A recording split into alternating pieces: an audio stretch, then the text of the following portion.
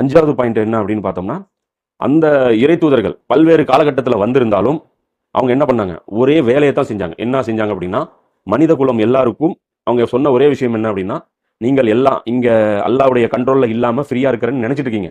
ஆனா உண்மையிலேயே அல்லாஹ் உங்களை கண்காணிச்சிட்டு இருக்கிறான். நீங்க எல்லாருமே அல்லாவுடைய கண்காணிப்பு கீழே தான் இருக்கிறீங்க. நீங்க அல்லாவுடைய வழிகாட்டுதல் படி நீங்க அல்லாவுடைய கண்ட்ரோல்ல நேரடியா இல்லைனாலும் மறைமுகமா அல்லாவுடைய கண்ட்ரோல்ல தான் இருக்கீங்க. நீங்க அல்லாவுக்கு கட்டுப்பட்டு நீங்க நடந்துருங்க. இதுல தான் உங்களுக்கு நன்மை இருக்கு. துனியாவுடைய வாழ்க்கையிலும் உங்களுக்கு இதுல தான் நன்மை இருக்கு. திரும்பி நீங்க அல்லாஹ் இடத்துல போகும்போது உங்களுக்கு மறுமையில வெற்றி இருக்கு அப்படிங்கிற ஒரே விஷயத்தை தான் ரிப்பீட் பண்ணிட்டே இருந்தாங்க. ஸோ ஒவ்வொரு இறை தூதரும் வரும்போது புது தீன் வராது.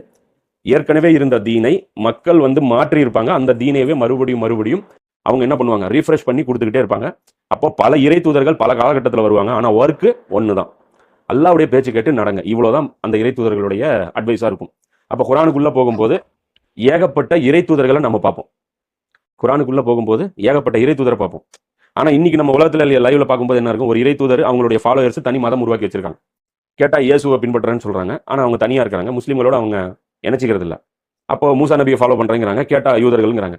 இது மாதிரி ஒவ்வொரு காலகட்டத்தில் வாழ்ந்த இறை தூதர்கள் வச்சு புது புது மதங்கள் புது புது கொள்கைகள் உருவாயிருக்கு. ஆனால் குரான் என்ன பேசுது, இதெல்லாம் மறுத்து பேசுது. பல தூதர்களை அனுப்புனது நான் தான், ஆனால் எல்லா தூதருக்கும் ஒரே செய்தி தான் கொடுத்தேன்.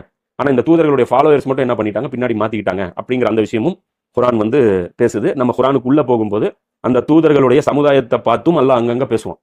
அப்போ அது பேசும்போது நம்ம புரிஞ்சுக்கணும், ஏன் எல்லாம் இப்படி பேசுகிறான், அதோடைய பேக்ரவுண்ட் என்னன்னு நம்ம புரிஞ்சுக்கணும். அப்போ தான் அந்தந்த இடத்துல அந்தந்த வசனம் ஃபிட் ஆகும். 6வது விஷயம் என்ன அப்படின்னா, முகமது ஸல்லல்லாஹு அலைஹி வஸல்லம் இவர்களை பற்றி நம்ம புரிஞ்சுக்கணும். என்னதான் ஏராளமான தூதர்களை நம்ம ஒரு லிஸ்ட்ல எல்லாரையும் ஓவராலாக நம்ம பார்த்தாலும் ரசூல்லாவை மட்டும் நாம தனியாக பிரிச்சும் பார்க்க வேண்டிய ஒரு தேவை இருக்கு. ஏன்னா கடைசியாக வந்த வழிகாட்டி அவர் தான்.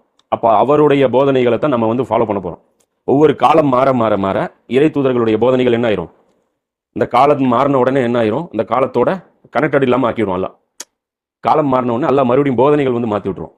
புரியுதா? அப்போ நம்முடைய காலத்துக்கான இறை தூதர் யாரு, நபி ஸல்லல்லாஹு அலைஹி வஸல்லம் அவர்கள். அப்போ ரசூல்லாவை பற்றியும் நமக்கு நாலேஜ் இருக்கணும். அப்போ இந்த 6 விஷயங்கள் இது ரிலேட்டடாக தான் குரான்ல எந்த இடத்த நம்ம கிராஸ் பண்ணாலும் இது ரிலேட்டடாக குரான்ல வந்துகிட்டே இருக்கும்.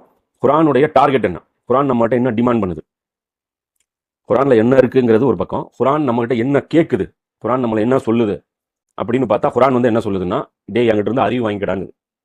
குரான் என்ன சொல்லுது, என்னை யூஸ் பண்ணு, என்கிட்ட இருந்து நாலேஜ் வாங்கிக்கோ, என்கிட்ட இருந்து வழிகாட்டுதல் வாங்கிக்கோ. என்கிட்ட இருந்து வழிகாட்டுதல் வாங்கி நீ பயன்படுத்தினா அதுல உனக்கு வெற்றி இருக்கு.